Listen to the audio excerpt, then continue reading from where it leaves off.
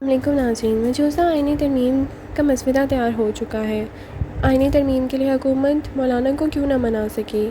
PTI बानी का कहना है कि आईनी तरमीम का मकसद मुझे जेल में ही रखना है। नवाज शरीफ की मुलाकात मौलाना फजलुर रहमान से आखिर क्यों ना हो सकी। लेकिन इस आईनी तरमीम में ऐसा क्या है जिसको 12 बजे से पहले पहले मोहर लगवाना चाहती थी हुकूमत, लेकिन वो हो ना सका। ऐसी छुपी हुई कौन सी बातें हैं जो हुकूमत छुपा रही है सबसे। PTI के रहनुमा और सीनियर सियासतदान शुएब शाहीन का कहना है कि बहुत सारी अमेंडमेंट्स हैं जो छोटी छोटी छुपाई हुई हैं। उनका कहना है कि एक फ़ेडरल कोर्ट बनाई जाएगी जिसमें काजी फ़ाइज़ ईसा को हायर किया जाएगा, और ये भी कहना है कि सुप्रीम कोर्ट का सत्यानाश करने के लिए ये सब कुछ हो रहा है ताकि सुप्रीम कोर्ट की पावर छीनी जा सके। साथ ही साथ शुएब शाहीन ने यह भी इंकशाफ किया कि आर्टिकल 194 से लेकर 190 तक सारे ही जो सुप्रीम कोर्ट से रिलेटेड हैं उन्हें मुस्तरद कर दिया जाएगा। सुनते हैं उन्होंने मज़ीद इस बारे में क्या कहा।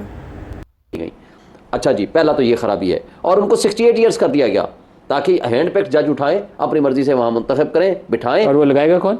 वो लगाएगा जुडिशल कमीशन, जिसके अंदर वफाकी आईनी अदालत के अंदर प्राइम मिनिस्टर लगाएगा। नहीं, वो भी होगा, लेकिन जुडिशल कमीशन की रिकमेंडेशन होगी। लेकिन उसके अंदर पार्लियामेंटेरियंस को बिठा दिया, बीच में शामिल कर दिया जुडिशल कमीशन में। अब उसको एक ऐसा जुडिशल कमीशन बना दिया जिसके अंदर सारी कंपोजिशन उसकी बदल दी, फिर जुडिशल काउंसिल बदल दी, फिर उसके साथ साथ जो कुछ उसके अलावा वो ECP जो इस वक्त करप्ट प्रैक्टिस के जरिए एक काज का टुकड़ा उठा करके दे दिया इन पार्लियामेंटेरियंस को, जो हारे हुए लोग हैं, 1-1 लाख वोट से हारे हुए हैं, 75-75 हज़ार से 50-55 हज़ार से हारे हुए हैं, उनको उठा के, जो कि लेजिटिमेट पार्लियामेंट ही नहीं है, उनको वो पार्लियामेंट क्या करेगी, एक रेजोल्यूशन के जरिए उनको एक्सटेंशन दे देगी। रिटायरमेंट के बाद भी वो कंटिन्यू करेंगे जब तक नई तैनाती नहीं होती। 2 चीजें दे दी, उनको एक्सटेंशन भी अगले पीरियड के लिए दे देंगे, या नया अपॉइंट नहीं करेंगे तो तब तक भी वो कंटिन्यू रखेंगे। दोनों चीजें उसमें दे दी। और जो ये है ना कि prime minister and opposition leader की कंसल्टेशन से अपॉइंट हो गए, वो चीज़ भी खत्म हो गई। यानी जब चाहे ये एक्सटेंशन सिर्फ रेजोल्यूशन पास करेंगे और उनको एक्सटेंशन हो जाएगी। यानी वो इनको एक जाली पार्लियामेंट में क्या तब्दील किया गया, आर्टिकल 8 में क्या तब्दील करने की तजवीज़ थी? आर्टिकल 8 मुझे अब फंडामेंटल राइट्स, इसी तरीके से सर्विसेज चीफ्स उनकी उसको वो अलग, उनको भी कॉन्स्टिट्यूशनल अमेंडमेंट के जरिए वो लॉ तब्दील नहीं होगा, उनको भी आपका बनाया हुआ लॉ आपने बनाया हुआ, ठीक है, वो सबका बनाया हुआ था ना। उसमें हम देखें, लॉ को तो किसी भी वक्त बदल सकते हैं ना, लेकिन आप उसको कॉन्स्टिट्यूशनल कवर दे के उसको आप तब्दील भी नहीं कर पाएंगे, वो उसमें कॉन्स्टिट्यूशनल कवर हो जाएगा। फिर उससे आगे आप जाएं, आपका कानून पसंद था उन्हें, उन्होंने कहा इसको आईनी तहफ़्फ़ुज़ ही दे दो, आइंदा से इसको छेड़े कोई आगे ट्रांसफर जो है, सुने वो तो उसको चेंज करके जो ट्रांसफर है, ट्रांसफर ऑफ जजेस, वो उससे ज्यादा खतरनाक है। जो जज पसंद ना हो, उठा के फेंक दो, उठा के फेंक दो, वहां वो जाएगा। और उस हाई कोर्ट में सीनियरिटी अगर आ भी गई, वो वहां का चीफ जस्टिस नहीं बनेगा। वहां जितना सीनियर पोस्ट भी होगा, वहां से वो उसको सजा के तौर पर बैठा दो। परफॉर्मेंस एवेल्युएशन के लिए भी प्रोविजंस डाली गई हैं।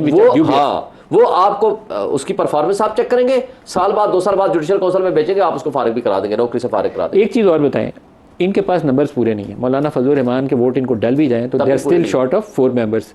आपके 4 अरकान के मुतल्लिक आपकी पार्टी के लोग कह रहे हैं कि इन्होंने कोई बाहर से कोई बंदा था आपका, उसको कहा गया था बाहर चले जाएं, वापस बुलवा लिए। कौन कौन बाहर से वापस बुलाए? देखिए, इस वक्त नाम लेके बताना है आपने। देखिए, मुझे अभी ज़बानी नाम ज़्यादा याद नहीं है, 1-2 नाम याद है। 1-2 कौन से? मेरा ख्याल है कि एक तो रियाज फतियाना साहब का नाम चल रहा है, और एक चल रहा है असलम घुमन साहब का, अच्छा, एक कोई शायद उस्मान साहब का। लेकिन मैंने आज कोई खिची साहब भी है, हाँ खिची साहब का भी चल रहा है।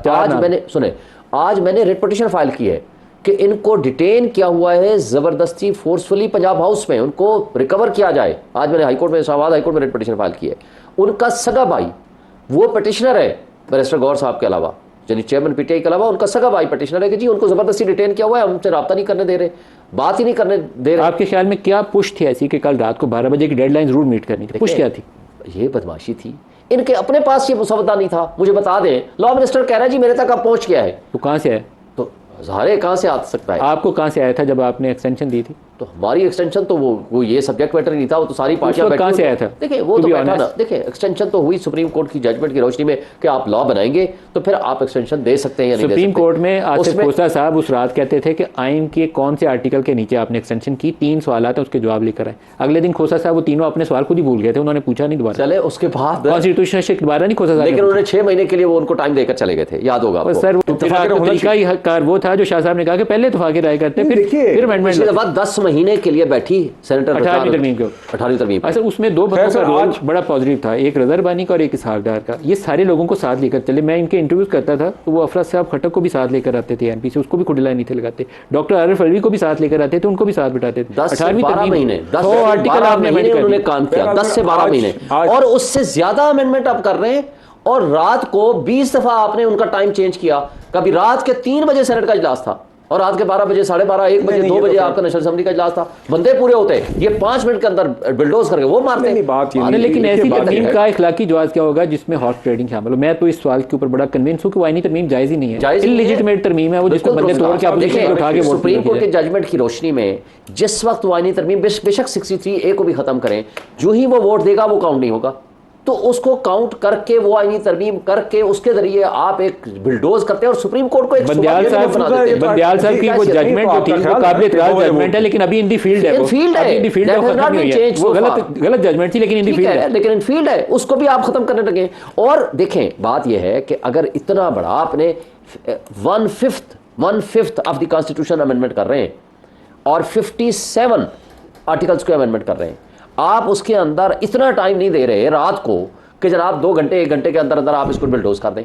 ये तो आपसे नहीं पूरे हुए ना, वरना जो कुछ होना था। देखें, आज सुप्रीम कोर्ट के ऊपर जो अटैक है, अगर इंडिपेंडेंस ऑफ जुडिशरी ना रही तो फिर आपके पास अनार्की और इंतशार और बेईमानी के अलावा कोई चीज़ बाकी नहीं रहेगी। नाज़रीन, ऐसे लग रहा है कि PMLN हुकूमत और पीपल्स पार्टी हुकूमत ये कहना चाह रही है कि जब हमें इमरान खान ने इतने सालों में जेल में रखा और जेल के चक्कर कटवाए, तो अब हम वही PTI के साथ करेंगे। मतलब बदले की सियासत हो रही है। तो क्या ये इस टाइम पे हमें करना चाहिए? पाकिस्तान ये सब कुछ डिज़र्व करता है, जो भी पाकिस्तान की मईशत के हालात हैं उसके बाद भी फ़िज़ूल सी तरमीम के लिए बंदे इकट्ठे किए जा रहे हैं, लेकिन जो हमारी मईशत है वो नीचे से नीचे ही जाई जा रही है दिन ब दिन। रुपये की हालत जो हो गई है उससे कोई भी बेखबर नहीं है। शायद इस टाइम इस हुकूमत को ये करना चाहिए था कि आवाम की नज़र में अच्छे बनते, और हुकूमत को ये चाहिए था कि आवाम के मसाइल का हल तलाश करते, ताकि आवाम खुद से ही इनको वोट देने लग जाती, ना कि चोरी और डाके से वोट लिया जाता।